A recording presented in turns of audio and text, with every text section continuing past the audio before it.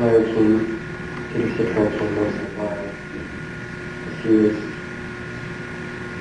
didn't seem like he wasn't like other people. Media personality Peter Citron procured some of his victims from Boys Town. The kids he liked were mainly around the age of probably about 8 and 13. It was mainly fondling and oral sex with them. He did have some anal sex, but he usually did that with the older kids. The parties involved ever more sadistic abuse. Whenever you were tied up, was there anybody else present other than you, Peter Citron? Yes. Who was that? It was Alan Bear sometimes. Millionaire Alan Bear hosted parties for a large number of sadistic pedophiles. Paul Benassi suffered at their hands. You okay? Yeah. They tied me up and I had some other kids perform sex on me and they came me and they burned me some cigarettes. Okay. Just take a deep breath now.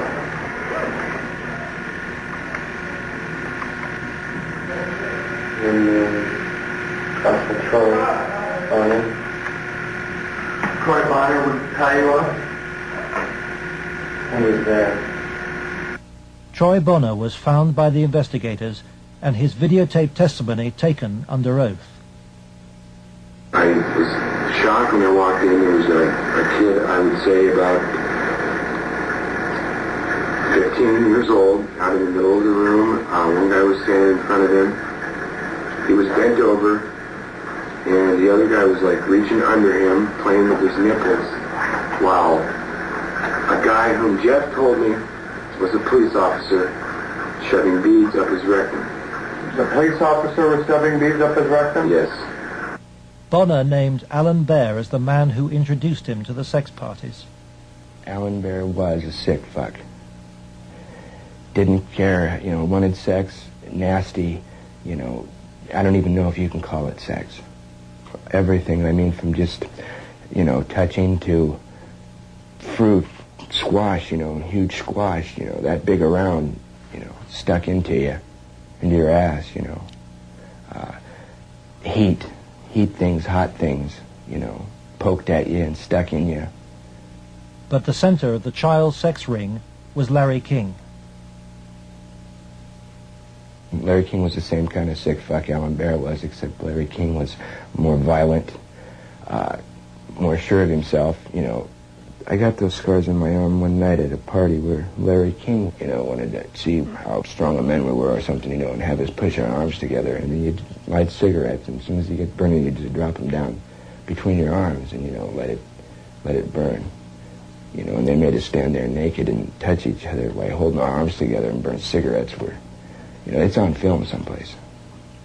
I mean, they filmed it, burning, I mean, I would, see him fuck a 10-year-old boy in the ass, until he bled, and, just pull out and stop, and, push him down, and then go out and, meet with decent people. King would also provide underage girls for abuse. Alicia Owen told the investigators she was 15 when she attended her first party, introduced by a Boys Town boy. Caridori discovered her in jail where she was serving a sentence for passing bad checks. I met some guys there that were from Boys Town, and it was at that party that I met Larry King. At the time that I met Larry King, I did not know that he was Larry King. I had met him. That was the first time I'd ever met him. Larry King and Alan Bear frequently hosted the child sex parties in penthouse apartments at the Twin Towers luxury block in Omaha. A lot of it was me handcuffed with my hands behind my head and my feet tied and doing different things. What do you mean? Sometimes there'd be a guy straddling over my face. Okay. Most of the time, Larry King took pictures quite a bit during that time. I know it's difficult. I don't know. Okay. And I think I could have said no. Okay. Okay. And you know, Alicia, you're a victim. And with a young age, let's go off camera for a minute. We were appalled. Appalled. I don't even know if it comes across on the video the way it came across to us in person. It was incredible. It's incredible what these kids went through, I think. Larry King was also here. He came in and we drank and did cocaine. I didn't do much. He turned me on to what Larry King did. Drugs was a strong part of how they got control of some of the kids, because that's what some of the kids were there to get. They would do the sexual acts and then be provided with cocaine or whatever type of drug they wanted. Heroin, you know, I don't know, but that was my drug of choice, you know. Till this day, I remained an addict, you know. And those of us that didn't like to be involved and didn't want to be involved were threatened. Okay. Oh, so, and who would do these threatening remarks? Larry King. Do you think Larry King personally did? I think he did. And when they threatened, you know, that I can go find somebody that will kill you, and it will kill your family, he didn't tell anybody. Larry King was, I would say, the center of transporting the children around the country. The airplanes were usually in his name, at least in his name. They were paid for by Larry King. We met them in Pasadena. Met who in Pasadena? We met, Larry King was there. There was 3 boys that I had seen at one of the receptions at the French Cafe were there. And I'm almost positive they were Boys Town boys. Almost positive. They were there. You mean graduates of Boys Town or present? I think they were present because they were young. Well, how would they get away for a long period of time? I have no idea. Okay. Boys Town came up frequently during the investigation, but we found it very difficult to get information about Boys Town. I was not able to find any information on my visit there, and Mr. Caradori could not get information either. Boys Town today remains unwilling to discuss its involvement with Larry King. We were banned from filming at Boys Town, and its public affairs officer refused any interviews.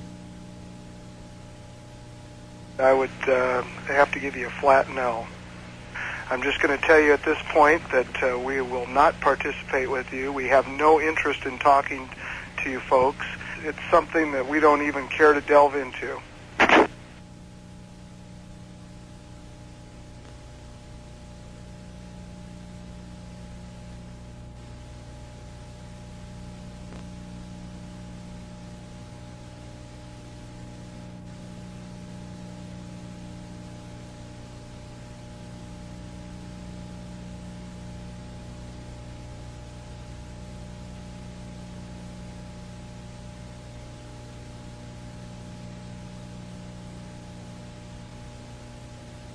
By the spring of 1990, the Nebraska State Committee was convinced by the evidence of an organized child abuse ring. Its chairman, Lawrence Schmidt, sought the advice of his lawyer, John DeCamp. On his advice, Schmidt turned over all the sworn evidence to the FBI. But immediately, the videotaped testimony was leaked to a hostile local media. The media immediately started discrediting the witnesses. They were, the witnesses came across in the media, in the Omaha World Herald, especially, as the criminals. The last 3 victim witnesses were demolished by the press, particularly the Omaha World Herald. The paper never looked for information that would support any of the allegations. The whole purpose of the stories was to destroy any credibility that these youth may have. I've heard that people said that Gary Caradori coached me and that he told me what to say, but the fact was I didn't meet Gary Caradori until way after I'd already talked to the Omaha police about the abuse and had named all the same people. Paul Benassi maintains that neither the FBI nor the Omaha police took his allegations seriously. And they didn't ask me very much about Larry King or even Alan Bear at all. They treated the allegations that I made about the people who abused me almost like a joke. The stories were of such significance that the investigators first wanted to prove the accuracy of the stories. As they set about the investigation of the initially three and then a fourth person who were telling the stories, as the investigation developed, it became obvious to the investigators that the information was not accurate, that in fact it was an entire conspiracy of allegations, none of which had any truth to them. I was very disappointed with the way the FBI and law enforcement treated the victims. They, in fact, turned them into the offenders, so to speak. And instead of taking the evidence that was delivered to them by the victims and interrogating the persons whom the victims identified, they seemed to bear down and try to get the victims to change their story. It seemed to the investigators that the establishment of Omaha was closing ranks. Then Troy Bonner was brought in for questioning by the FBI. The FBI's attitude was, just no, these kind of things don't happen. From the first interview when I went, and realized they don't believe a fucking thing I'm saying, they were just appalled. But I realized what that look in their eye was back then. It was fear. It was fear of it, I had witnessed, firsthand things that would, destroy this city, people, a position, what I mean? It's not going to be believed, they said. It will not be believed. You will be found guilty of perjury, and they weren't telling me maybe. They were saying, there's no way. You go on with this story, you're going to jail. That was said to me direct. Troy Bonner agreed to withdraw his videotape testimony. The FBI used Troy in an attempt to persuade fellow witness Alicia Owen into abandoning her evidence about Larry King's nationwide network of powerful pedophiles. We have obtained the recording of the phone call made by the FBI on March the 9th, 1990. It is significant evidence for John DeCamp.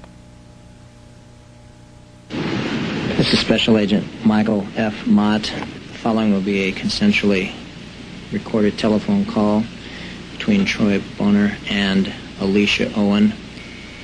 Hello. Hi. Hey, what's going on? I'd like to ask you that. Talk to me. No, you talk to me. I don't understand why you're lying. Why are you lying? What are you talking about? That's what I'm asking you. You're calling me why I'm lying? Yeah. You concocted this whole thing, Alicia. You're full of shit. Either tell me what's going on. You're full of shit. Hey, look. Who do you have listening on this line? I have nobody listening to me. I'm listening to you, and I'm hoping you give me some fucking answers. I'll be honest with you. I don't know what kind of game you're playing. I'm not trying to play a game. I'm not going to go to jail for you. And that's what's going to happen. Why would you go to jail? Jail for telling the truth? No, jail for lying. What have you lied about? I haven't lied. Okay, then, but why are... Listen, shut up. Listen to me. You're not out here being talked to them every day. The pressure's kind of hard. You literally have to have bricks for brains to take on the FBI in this country. And that's exactly what you'd have to do this properly. They now, in my opinion, in my investigation, are the architects of the cover-up. We asked the FBI in Omaha for an interview about its investigation of the Franklin scandal. Larry Holmquist with the FBI here. We feel it would be inappropriate for us to comment. We work this with the Omaha Police Department, and we just don't feel it would be appropriate for us to make comments.